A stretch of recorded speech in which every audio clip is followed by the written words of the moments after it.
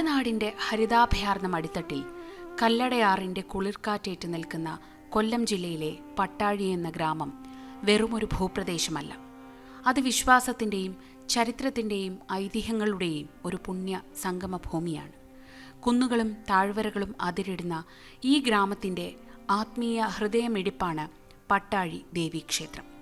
പട്ടാഴി പൊന്നമ്മ എന്ന് ഭക്തർ വാത്സല്യപൂർവ്വം വിളിക്കുന്ന ഈ മഹാമായാരൂപം കേവലം ഒരു പ്രതിഷ്ഠയല്ല, മറിച്ച് തലമുറകളായി ഒരു നാടിനെ മുഴുവൻ കാത്തുരക്ഷിക്കുന്ന മാതൃരൂപമാണ്. ആദിപരാശക്തിയുടെ ഉഗ്രരൂപിണിയായ ഭദ്രകാളി സങ്കല്പമാണെങ്കിലും ഇവിടുത്തെ അമ്മ തൻ്റെ ഭക്തർക്ക് സർവ്വ ഐശ്വര്യദായിനിയായ വത്സല മാതാവാണ്.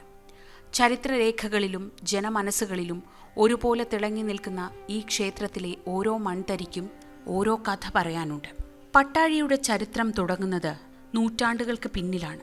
അന്ന് ഈ പ്രദേശം വാഴക്കുന്ന് എന്നറിയപ്പെട്ടിരുന്ന തിങ്ങി നിറഞ്ഞ വാഴത്തോപ്പുകളാൽ സമൃദ്ധമായ ഒരു കുന്നിൻ പ്രദേശമായിരുന്നു. കടിയംതുരുത്തി കീഴേ വീട്ടിൽ ഉണ്ണിത്താൻ കുടുംബത്തിന്റെ വകയായിരുന്നു ആ സ്ഥലം. ചരിത്രവും പുരാണവും കെട്ടുപിണഞ്ഞു കിടക്കുന്ന ആ മണ്ണിൽ ഒരിക്കൽ അത്ഭുതകരമായ ഒരു സംഭവം നടന്നു. തന്റെ കൃഷിയിടത്തിലെത്തിയ കാരണവർ അവിടെ പച്ചപ്പുകൾക്കിടയിൽ തേജോരൂപിണിയായ ഒരു സ്ത്രീ രൂപം നിൽക്കുന്നത് കണ്ടു. സ്വർണ്ണവർണ്ണ പ്രഭയോടെ നിന്ന ആ രൂപത്തിനടുത്തേക്ക് അദ്ദേഹം സംശയത്തോടെ നീങ്ങി. എന്നാൽ അദ്ദേഹം അവിടെ എത്തിയപ്പോഴേക്കും ആ തേജസ് അപ്രത്യക്ഷമായി. പകരം അദ്ദേഹം കണ്ടത് അവിടെ ആഴമുള്ള ഒരു കിണറും അതിനു മുകളിൽ വിരിച്ചിരിക്കുന്ന ചുവന്ന പട്ടുമാണ്. ആഴിയിലെ നീലച്ചവിയുള്ള ജലം തിര തല്ലുന്നുണ്ടായിരുന്നു. ഈ അത്ഭുത കാഴ്ച ആലപ്പുറത്തെ മഠത്തിലെ തിരുമേനി അദ്ദേഹം അറിയിച്ചു. രണ്ടുപേരും ചേർന്ന് അവിടെ എത്തിയപ്പോൾ ആ പ്രദേശം ഭഗവതിയുടെ അധിവാസ സ്ഥാനമാണെന്ന് ബോധ്യപ്പെട്ടു. പട്ടും ആഴിയും കണ്ട സ്ഥലം എന്ന അർത്ഥത്തിൽ ആ പ്രദേശം പട്ടാഴി എന്നറിയപ്പെടാൻ തുടങ്ങി. ഭഗവതിയുടെ ഇരിപ്പിടമായി സങ്കല്പിച്ച് അവിടെ ഒരു ശില സ്ഥാപിക്കുകയും പടറ്റിപ്പഴം നിവേദിക്കുകയും ചെയ്തു. ഉണ്ണിത്താൻ കുടുംബം അവിടെ ചെറിയൊരു ക്ഷേത്രം നിർമ്മിച്ചു. ഇന്നത്തെ 4 അമ്പലത്തിനുള്ളിലെ പ്രതിഷ്ഠാസ്ഥാനം ഇത്തരത്തിൽ ഉടലെടുത്തതാണെന്ന് വിശ്വസിക്കപ്പെടുന്നു. നമ്മുടെ ഈ പ്രദേശം ഒരു വാഴത്തോപ്പായിരുന്നു എന്നാണ് പറയപ്പെടുന്നത്. ഈ വാഴത്തോപ്പ് കീഴേ വീട്ടിൽ മാടമ്പി അല്ലെങ്കിൽ കീഴേ വീട്ടിൽ ഉണ്ണിത്താൻ എന്ന് പറയുന്ന അവരുടെ വകയായിരുന്നു. ഇവിടെ മുഴുവൻ വാഴകളുമായിരുന്നു. ഒരു ദിവസം കീഴേ വീട്ടിൽ ഉണ്ണിത്താൻ തൻ്റെ വാഴത്തോപ്പ് സന്ദർശിക്കുവാൻ വന്നപ്പോൾ ദിവ്യമായ ഒരു സ്ത്രീരൂപം അദ്ദേഹത്തിന് ദൃശ്യമായി. പെട്ടെന്ന് അടുത്ത് ചെന്ന് നോക്കിയപ്പോൾ അത് അപ്രത്യക്ഷമാവുകയും ചെയ്തു. ആ ചെന്ന് നോക്കിയ സ്ഥാനത്ത് ഒരു പട്ടും അവിടെ അഗാധമായ ഒരു കിണറും അദ്ദേഹത്തിന് ദൃഷ്ടിഗോചരമായി. ഇതിൻ്റെ യാഥാർത്ഥ്യം എന്താണെന്ന് മനസ്സിലാക്കുവാൻ വേണ്ടി അന്ന് വളരെയേറെ പ്രാധാന്യം വഹിക്കുന്ന,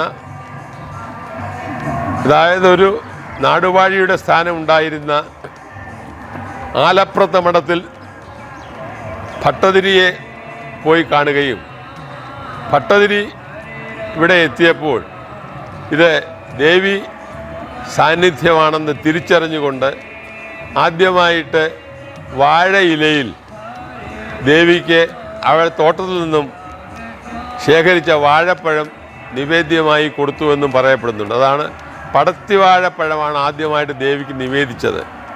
പട്ടാഴി ക്ഷേത്രം ദർശിക്കുമ്പോൾ തന്നെ ആത്മീയമായ ഒരു ശാന്തത കൈവരുന്നു. അലങ്കാര ഗോപുരം കടന്നു ചെല്ലുന്ന ഓരോ ഭക്തനെയും കാത്തിരിക്കുന്നത് ചരിത്രപരമായ അനുഭൂതിയാണ്. ഗോപുരം കടന്നാൽ ആദ്യം ദർശിക്കുന്നത് ഭൂതത്താൻ നടയാണ്. ദേവിയുടെ വിശിഷ്ട നിയോഗകർത്താവായ ഭൂതത്താൻ ക്ഷേത്രത്തെയും ദേശത്തെയും കാത്തുരക്ഷിക്കുന്നു എന്നാണ് വിശ്വാസം. ഇവിടെ പഴക്കുല നിവേദ്യവും നരനിവേദ്യവുമാണ് പ്രധാന വഴിപാടുകൾ. പഴയ കാലത്തെ ആദിമ ചടങ്ങുകളുടെ അംശങ്ങൾ ഇന്നും ഇവിടെ നിലനിൽക്കുന്നു. തിരുമുറ്റത്തിൻ്റെ തെക്കുഭാഗത്ത് ജ്യോതിഷകാരനായ സുബ്രഹ്മണ്യസ്വാമിയുടെ പ്രതിഷ്ഠയുണ്ട്. മംഗല്യസിദ്ധിക്കും ചൊവ്വാദോഷ പരിഹാരത്തിനുമായി ഭക്തർ ഇവിടെ 6 തവണ പ്രദക്ഷിണം വയ്ക്കുന്നു. അവിടെ നിന്ന് പ്രദക്ഷിണ വഴിയിലൂടെ നീങ്ങിയാൽ യക്ഷിയമ്മയുടെ നട കാണാം. കരിവളയും പട്ടും പാവകളും ഇവിടെ അമ്മയുടെ പ്രീതിക്കായി സമർപ്പിക്കുന്നു. കന്നിമൂലയിൽ വിഘ്നവിനാശകനായ ഗണപതി കുടികൊള്ളുന്നു. വിനായക ചതുർത്ഥിയും മാസത്തിലെ ആദ്യ വെള്ളിയാഴ്ചകളും ഇവിടെ സവിശേഷമാണ്. ഗണപതി കോവിലിന് പിന്നിലായി അരയാൽ തണലിൽ നാഗരാജാവും നാഗയക്ഷിയും ഉൾപ്പെടുന്ന സർപ്പക്കാവ് സ്ഥിതി ചെയ്യുന്നു. പ്രകൃതിയും ദൈവവും ഒന്നിക്കുന്ന കേരളീയ ക്ഷേത്ര സംസ്കാരത്തിന്റെ ഉത്തമ ഉദാഹരണമാണ് ഇത്. വടക്കു പടിഞ്ഞാറെ അങ്കണത്തിൽ പരമേശ്വരന്റെ ശ്രീകോവിൽ കാണാം. ശംഖാഭിഷേകവും ധാരയും പിൻവിളക്കും ഇവിടുത്തെ പ്രധാന വഴിപാടുകളാണ്. മൃത്യുഞ്ജയ ഹോമത്തിലൂടെ ഭക്തർ രോഗമുക്തിക്കായി പ്രാർത്ഥിക്കുന്നു. ശിവസന്നിധിയിൽ തന്നെ അംഗഗണപതിയെയും ഇണ്ടിളയപ്പനെയും ദർശിക്കാം. പട്ടാഴി ക്ഷേത്ര ചരിത്രത്തിൽ ഒഴിവാക്കാൻ കഴിയാത്ത ഒരു വ്യക്തിത്വമാണ് കാമ്പിത്താൻ. മുൻകാല ഭരണാധികാരിയും അത്ഭുത സിദ്ധികളുടെ ഉടമയുമായിരുന്ന കാമ്പിത്താന്റെ ഗുരുശാല വടക്കു പടിഞ്ഞാറ് ഭാഗത്ത് ബ്രഹ്മരക്ഷസിനടുത്ത് താഴ്ചയിലായി സ്ഥിതി ചെയ്യുന്നു. പട്ടാഴിയുടെ സാമൂഹിക ഘടനയിൽ വലിയ മാറ്റങ്ങൾ വരുത്തിയ നീതിമാനും ദൈവതുല്യനുമായി ഭക്തർ കരുതിയ വ്യക്തിയായിരുന്നു അദ്ദേഹം. അദ്ദേഹത്തിന്റെ ഓർമ്മയ്ക്കായി ഇവിടെ നിത്യവിളക്കും പ്രത്യേക പൂജകളും നടക്കുന്നു. കാമ്പിത്താൻ എന്ന സങ്കല്പം പട്ടാഴിയുടെ തനതായ സാംസ്കാരിക തനിമയുടെ ഭാഗമാണ്. പട്ടാഴിയിലെ പ്രതിഷ്ഠയുടെ സവിശേഷത അത് സ്വയംഭൂവായ ആദിപരാശക്തിയാണ് എന്നതാണ്. ഭദ്രകാളിയുടെ പ്രസന്നഭാവമാണ് ഇവിടെ ആരാധിക്കപ്പെടുന്നത്. എങ്കിലും മഹാകാളി, മഹാലക്ഷ്മി, മഹാസരസ്വതി എന്നീ 3 ഭാവങ്ങളിലും ദേവി സങ്കല്പിക്കപ്പെടുന്നു. ക്ഷേത്രത്തിനുള്ളിലെ പഞ്ചരത്തിലാണ് ദേവിയുടെ പത്മപീഠം സ്ഥാപിച്ചിട്ടുള്ളത്. ഭദ്രകാളി മുടി, പൊന്നും തിരുമുടി, തങ്കയങ്കി എന്നിവ ദേവിയുടെ ചൈതന്യം വർദ്ധിപ്പിക്കുന്നു. രക്തപുഷ്പാഞ്ജലിയും അരവണ പായസവുമാണ് പ്രധാന വഴിപാടുകൾ. വടക്കേ അറപ്പുരയിൽ നടക്കുന്ന നിത്യനിദാന ചടങ്ങുകൾക്ക് വലിയ പ്രാധാന്യമുണ്ട്. ഇവിടുത്തെ ഉഷപൂജയും ഉച്ചപൂജയും ദർശിക്കുന്നത് പുണ്യമാണെന്ന് ഭക്തർ വിശ്വസിക്കുന്നു. ഈ പട്ടാഴിയെ സംബന്ധിച്ചൊരു പ്രത്യേകത, ഈ പട്ടാഴിയുടെ 2 കരകളിലുമതിലെ വിശാലമായ ഭൂപ്രദേശം മൊത്തം പട്ടാഴി ദേവിയുടേതാണ് എന്നുള്ളതാണ്. ഏതാണ്ട് പട്ടാഴി തെക്കേക്കര, പട്ടാഴി വടക്കേക്കര പഞ്ചായത്തുകളിലായി അധിവസിക്കുന്ന 4 ലക്ഷത്തോളം ജനങ്ങൾ ഈ പട്ടാഴി ദേവിയുടെ ജനങ്ങളാണ് എന്നുള്ളതാണ് ഏറ്റവും വലിയ പ്രത്യേകത. അതിൻ്റേതായ ഒരു പ്രാധാന്യം ഈ പ്രദേശത്തുണ്ട്. ഈ പട്ടാഴിക്കുന്നുണ്ടായിട്ടുള്ള സർവ്വ ഐശ്വര്യങ്ങൾക്കും അടിസ്ഥാനമെന്ന് പറയുന്നത് പട്ടാഴി ദേവിയുടെ അനുഗ്രഹമാണ്. അത്ര വലിയ സംഭാവനയാണ് ഈ ദേവീക്ഷേത്രം ഈ പ്രദേശത്ത് നൽകിയിട്ടുള്ളത്. അതുകൊണ്ട് ഈ പ്രദേശത്തിൻ്റെ വികസനത്തിൽ ഇന്ന് എന്തെങ്കിലും മാറ്റങ്ങൾ ഉണ്ടായിട്ടുണ്ടെങ്കിൽ മറ്റ് സമീപ പ്രദേശങ്ങളിലുള്ള നഗരപ്രദേശങ്ങളിൽ കൂടുതൽ വികസന പ്രവർത്തനങ്ങൾ ഉണ്ടായിട്ടുണ്ടെങ്കിൽ അതിൻ്റെ എല്ലാം കാരണം പട്ടാഴി ദേവിയുടെ അനുഗ്രഹമാണ്. പട്ടാഴിയിലെ ഏറ്റവും പ്രശസ്തമായ അടുത്ത 3 മാസക്കാലമെന്ന് പറയുന്നത് പട്ടാഴി ദേവീ ക്ഷേത്രത്തിലെ ഏറ്റവും പ്രധാനപ്പെട്ട ഉത്സവ പരിപാടികളാണ്. ഈ അടുത്ത ഫെബ്രുവരി 8-ാം തീയതി പൊങ്കാല മഹോത്സവമാണ്. 10,000-കണക്കിന് അംഗനമാർ പങ്കെടുക്കുന്ന പൊങ്കാല മഹോത്സവം. പട്ടാഴിയുടെ ആത്മീയ ചൈതന്യം ഉച്ചസ്ഥായിയിലെത്തുന്നത് ഇവിടുത്തെ ഉത്സവ നാളുകളിലാണ്. കേവലം മതപരമായ ചടങ്ങുകൾ എന്നതിലുപരി ഒരു ഗ്രാമത്തിൻ്റെ മുഴുവൻ ഹൃദയമിടിപ്പും ചരിത്രപരമായ ഐക്യവും വിളിച്ചോതുന്ന ആഘോഷങ്ങളുടെ ഒരു മഹാസംഗമമാണിത്. കുംഭമാസത്തിലെ ഭരണി നാളിൽ കൊടിയേറി ആയില്യം നാളിൽ കൊടിയിറങ്ങുന്ന 7 ദിവസത്തെ ഉത്സവം പട്ടാഴിയുടെ മണ്ണിൽ ആവേശത്തിൻ്റെ തിരമാലകൾ തീർക്കുന്നു. ഭഗവതിയുടെ ജന്മനാളായ കുംഭമാസത്തിലെ തിരുവാതിരയാണ് ഈ ഉത്സവത്തിലെ ഏറ്റവും തിളക്കമാർന്ന അധ്യായം. പട്ടാഴിയിലെ 8 ചേരികളിൽ, അതായത് ഗ്രാമവിഭാഗങ്ങളിൽ നിന്നുള്ള കരക്കാർ തങ്ങളുടെ ആത്മസമർപ്പണമായി വാനോളമുയരുന്ന കെട്ടുകാളകളെ എഴുന്നള്ളിക്കുമ്പോൾ അത് ഒരു ദൃശ്യവിസ്മയമായി മാറുന്നു. ദേശവാസികൾ ജാതിമത ഭേദമന്യേ തോളോട് തോൾ ചേർന്ന് ഈ കെട്ടുകാഴ്ചകളെ വരവേൽക്കുന്നത് സാമൂഹിക സൗഹാർദ്ദത്തിൻ്റെ ഉത്തമ ഉദാഹരണമാണ്. കുംഭത്തിലെ ആവേശം അടങ്ങും മുൻപേ മീനമാസത്തിലെ തിരുവാതിര മഹോത്സവം പട്ടാഴിയെ വീണ്ടും ഉത്സവലഹരിയിലാക്കുന്നു. ആചാരസമൃദ്ധമായ ആപ്പിണ്ടി വിളക്കെടുപ്പും ലോകപ്രസിദ്ധമായ പട്ടാഴിക്കമ്പവുമാണ് മീനമാസത്തിലെ പ്രധാന ആകർഷണങ്ങൾ. വായുവിൽ പ്രകമ്പനം സൃഷ്ടിക്കുന്ന കമ്പം അഥവാ വെടിക്കെട്ട് പട്ടാഴിയുടെ വീര്യത്തിൻ്റെയും ആത്മവിശ്വാസത്തിൻ്റെയും പ്രതീകമായാണ് ഭക്തർ കാണുന്നത്. രാത്രിയുടെ അന്ധകാരത്തെ കീറിമുറിച്ചുകൊണ്ട് ആകാശത്ത് വിരിയുന്ന വർണ്ണക്കാഴ്ചകൾ കാണാൻ നാടിൻ്റെ നാനാഭാഗത്തു നിന്ന് ജനലക്ഷങ്ങൾ ഒഴുകിയെത്തുന്നു. ഇതിനു പുറമെ മകരമാസത്തിലെ അവസാന ഞായറാഴ്ച നടക്കുന്ന പൊങ്കാല സ്ത്രീ ഭക്തരുടെ വലിയ ആത്മീയ സംഗമമാണ്. അന്നപൂർണേശ്വരിയായ അമ്മയുടെ മുന്നിൽ വ്രതശുദ്ധിയോടെ തയ്യാറാക്കുന്ന പൊങ്കാല നിവേദ്യം കുടുംബത്തിന് ഐശ്വര്യവും സർവ്വപാപങ്ങളിൽ നിന്ന് മോചനവും നൽകുമെന്നാണ് വിശ്വാസം. ഇത്തരത്തിൽ വർഷം മുഴുവൻ നീണ്ടു നിൽക്കുന്ന വൈവിധ്യമാർന്ന ആഘോഷങ്ങൾ പട്ടാഴി ദേവീക്ഷേത്രത്തെ കേരളത്തിന്റെ സാംസ്കാരിക ഭൂപടത്തിൽ സവിശേഷമായ ഒരിടമാക്കി മാറ്റുന്നു. പട്ടാഴി ദേവീക്ഷേത്ര ഉത്സവകാലമാണ് ഇപ്പോൾ.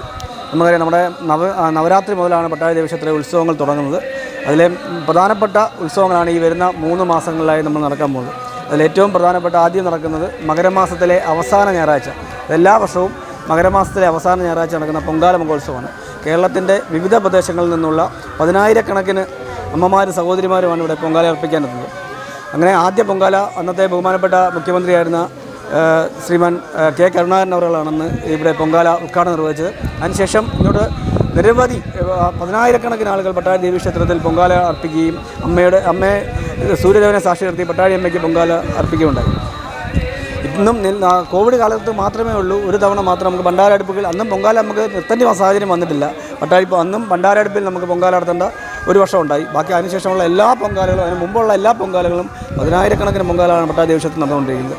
അതുകൊണ്ട് തന്നെ പട്ടാഴി ദേവീക്ഷേത്രം മഹാക്ഷേത്രങ്ങളൊന്നു തന്നെയാണ്. പിന്നെ ഇവിടുത്തെ ഉത്സവങ്ങളുടെ വളരെയേറെ പ്രത്യേകതകൾ അത് നമ്മുടെ ആചാരാനുഷ്ഠാന കമ്മിറ്റിയുടെ കൺവീനർ ശ്രീ ഗോപാൽ സാർ അതിനെപ്പറ്റി വിശദമായി പ്രതിപാദിക്കുകയുണ്ടായി. അതുപോലെ തന്നെ നമ്മൾ ഇവിടുത്തെ ഉത്സവങ്ങൾ തീരുമാനിക്കുന്നത് പറയുന്നത് നമ്മുടെ ഈ കരക്കാരാണ്. അതിനും പ്രത്യേക ഒരു കാര്യങ്ങളില്ല. നമ്മുടെ ഈ കളത്തട്ടിലാണ് ഈ ഉത്സവങ്ങളിലെല്ലാം നമ്മൾ, അതായത് ഉച്ചാരപ്പൊതുയോഗം എന്നാണ് നമ്മുടെ ഉത്സവം തീരുമാനിക്കുന്ന ഒരു യോഗത്തിന് നമ്മൾ പറയുന്നത് ഉച്ചാരപ്പൊതുയോഗം എന്നാണ്. ആ ഉച്ചാര നാളിലാണ് നമ്മളിവിടെ ഉത്സവങ്ങൾ എങ്ങനെയൊക്കെ നടത്തണം എന്ന് ഇരു കരക്കാരും ഈ കളത്തട്ടിൻ്റെ അപ്പുറവും ഇപ്പുറവും ഇരുന്നാണ് തീരുമാനിക്കുന്നത്. അങ്ങനെയാണ് ഇവിടുത്തെ അന്നാണ് നമ്മൾ ഉത്സവം എന്തൊക്കെ പ്രോഗ്രാമുകളാണ് എന്നുള്ള രീതിയിൽ ഉത്സവം തീരുമാനിക്കുന്ന ഒരു ആചാരപരമായ ഒരു പൊതുയോഗമാണ് ഈ ഉച്ചാര പൊതുയോഗം എന്ന് പറയുന്നത്. അത് പട്ടാഴിയെ സംബന്ധിച്ച് ഏറ്റവും വിശിഷ്ടമായ ഒന്നാണ്. പട്ടാഴി ദേവീ ക്ഷേത്രം ഒരു ആരാധനാലയം എന്നതിലുപരി ഒരു ഗ്രാമത്തിന്റെ സാമൂഹിക ഐക്യത്തിന്റെ കേന്ദ്രമാണ്. 8 ചേരികളിൽ നിന്നുള്ള ജനങ്ങൾ ജാതിമത ഭേദമന്യേ ഉത്സവങ്ങളിൽ പങ്കുചേരുന്നു. പഴയ കാലത്ത് ഭരണസിരാകേന്ദ്രം കൂടിയായിരുന്നു ഈ പ്രദേശം എന്നത് ഇതിന്റെ ചരിത്രപരമായ ഗൗരവം വർദ്ധിപ്പിക്കുന്നു. ക്ഷേത്രകലയായ കഥകളി, തുള്ളൽ, നാടൻ കലകൾ എന്നിവയ്ക്ക് പട്ടാഴിയുടെ മണ്ണിൽ വലിയ പ്രോത്സാഹനമാണ് ലഭിക്കുന്നത്.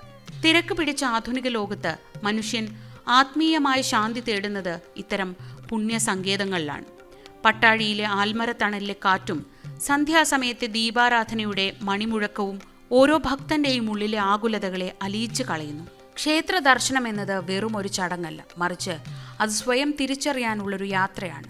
മനസ്സിനെ ശുദ്ധീകരിച്ച് വികാരങ്ങളെ നിയന്ത്രിച്ച് പരാശക്തിയുടെ മുന്നിൽ സ്വയം സമർപ്പിക്കുമ്പോൾ അവിടെ ഒരു പുതിയ മനുഷ്യൻ ജനിക്കുന്നു. പട്ടാഴി പൊന്നമ്മയുടെ തങ്ക അങ്കി ചാർത്തിയ രൂപം ദർശിക്കുന്നത് ജീവിതത്തിലെ സുഹൃതമാണെന്ന് പഴമക്കാർ പറയുന്നത് വെറുതെയല്ല. പട്ടാഴി ദേവീക്ഷേത്രം ഐതിഹ്യത്തിൻ്റെയും ചരിത്രത്തിൻ്റെയും മിശ്രിതമായ ഒരു മഹാസംസ്കാരത്തിൻ്റെ അടയാളമാണ്. വാഴത്തോപ്പിലെ വെളിപാടിൽ തുടങ്ങി 8 ചേരികളുടെ ആവേശകരമായ കെട്ടുകാഴ്ച വരെ എത്തി നിൽക്കുന്ന ഈ പ്രയാണം ഇന്നും മാറ്റമില്ലാതെ തുടരുന്നു. പട്ടാഴിയിലെ ഓരോ ഉത്സവവും ഓരോ പൂജയും വരും തലമുറയ്ക്ക് കൈമാറാനുള്ള വലിയൊരു പൈതൃകമാണ്. വിശ്വാസത്തിൻ്റെ ഈ പുണ്യതീർത്ഥത്തിൽ ഒരു തുള്ളിയായി ലയിക്കാൻ സാധിക്കുന്നത് തന്നെ മഹാഭാഗ്യം. പത്മപീഠത്തിൻ തങ്ക അങ്കിയിൽ പൊന്നും മുടി തങ്ങിന ശിരസിലും നിറയും ചൈതന്യമേ, തൊഴുന്നേൻ നിൻ പുഷ്പമഞ്ജീരം ചാർത്തും പദതാർ ഭഗവതി പട്ടാഴി മഹാമായേ.